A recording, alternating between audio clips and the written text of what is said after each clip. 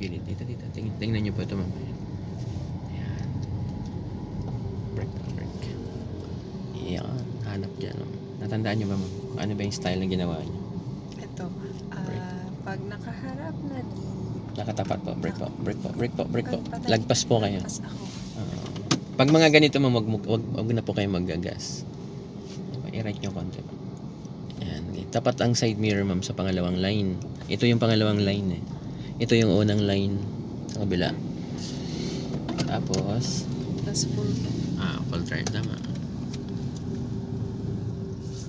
filter na ba yun? Tingin pa sa side mirror. Paano mo malalaman, ma'am, na aatras ka na? Pagdating mo Pag doon. yung salamin nakatutok na doon sa doon sa isang linya. Pag nakita mo dito, ma'am, sa side mirror, yung unang line. Pag nakita mo siya dito sa side mirror, yun na yung time na mag-reverse ka. Kasi pag halimbawa, ma'am, may sasakyan dyan. Tapos sasakyan din yung kabila. Yung sasakyan sa kabila, dito sa side mirror mo na yan, di ba magdadiagonal ka? Pag nakita mo dito sa side mirror, yung dalawang gulong ng coaching nandoon. Yung gulong niya sa harap at saka gulong sa likod. Pag nakita mo dito sa side mirror, yun na yun. Pwede ka na mag-reverse. Patingin pa kayo sa side mirror. Ngayon, ang makikita mo ngayon dito sa right mirror is yung line. Bila. Breakan nyo po. Break mo naman. Breakan nyo mo naman. Yan. Tingnan nyo po. Kagaya yun, di ba? Yan yung unang line mo, eh. Nakikita na natin. So, ibig sabihin nun, pwede ka na mag-reverse. Full turn to the right. Be my lady. Sige, tas reverse. Okay. So, itong line na to, ma'am, na nakikita mo dito sa right mirror, dapat lumabas dun sa kaliwang mirror. I-full turn nyo pa. Sagad nyo yun. Turn nyo pa konti, ma'am. Dahan-dahanin nyo na lang. Una nyo makita dyan, ma'am, yung line. Ang last nyo pong makikita nyan, yung stopper. Lumabas na ba yung line? Yan. Yung stopper lang. Ito mahaba pa dito. Hintayin nyo pong may lumabas dyan. Pag may lumabas dyan, ma'am, tingnan nyo din kung diretso na yung body, ganyan. Gas ako ng konti. Break po. Stop mo naman. Stop mo naman. I-stop nyo muna. Okay, tingnan nyo muna yung magkabilang side. Kung may stopper na ba dyan? May stopper na din dito. Okay, so ibig sabihin, ibalik mo na to sa diretso. Sa ano na? Straight na. Sa center. Kasi pag tumingin ka, Ito na ba yun? straight na rin yung body ng sasakyan eh. So ngayon, clear mo yung likod. Ayun, may tumawid sa likod mo. Madali. Yung mga college na yan, break pa. Tatawid yan sa likod mo, break mo na, saglit lang. Baka masaktan mo yan. Tatlo pa naman, sayang yung future. Yan, ngayon, pwede pa kayo mag-gas ngayon, ma'am. Gas pa kayo. Gas nyo po. Sige lang. Gas nyo po. Para umakyat din, ma'am. Pwede nating ibangga yung gulong natin, ma'am, sa stopper.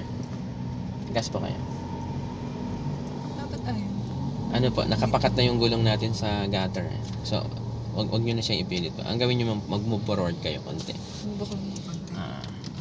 Break nyo po. Dapat naka-break po kayo yun. May minus din sa LTO yun, ma'am. Nag-gear po kayo pero hindi kayo naka-brake.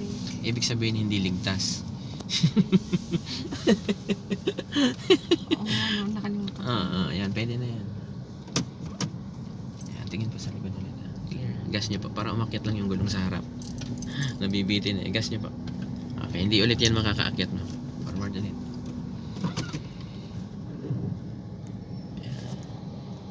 Yan, okay na po yan. Basta gasolinahan mo lang, ma'am. Tapos naramdam mo dapat yung harap, ma'am, na umakyat. Kasi po gawa nung gutter na to. Gas po. Okay. Bitin. Okay, hindi pa rin yan. Hindi pa rin po. Bitin pa rin po kayo. Forward ulit. Yan, hindi ka ulit nag-brake. Gas po yung inapakan mo. Yan. Okay. Okay, stop. Okay na po yan. Kunting usog lang naman ang kailangan, ma'am. Tapos i-gas mo. Kasi po ang parking na kumbaga, ito pataas kasi ito, ma'am. Tapos bukod sa pataas, di ba yung gutter na yan? Yung gutter na yan. Yan lang yung gulong natin, ma'am. Hindi siya makaakyat. Okay, sige. Gas po. Okay na. Sa kanila kasi nung umakyat na. Tapos i-continue pang atras, ma'am, para maramdaman mo na tumama siya sa stopper. Yun na yun. Tinula ka rin ng stopper. Lagyan niyo po sa park. Yan, ganun lang naman eh. Ganun lang ang palatandaan mo, ma'am, sa right, doon sa left, ganyan. Yung sa Honda kahapon, nahirapan ako kasi hindi ko parang hindi ko... Pero pwede bang i-adjust yung side mirror nun, pag ganun? Kasi halos parehas lang naman to eh. Wala lang likod yun. Tatandaan mo lang, ma'am, yung yung mga reference ba. Ito may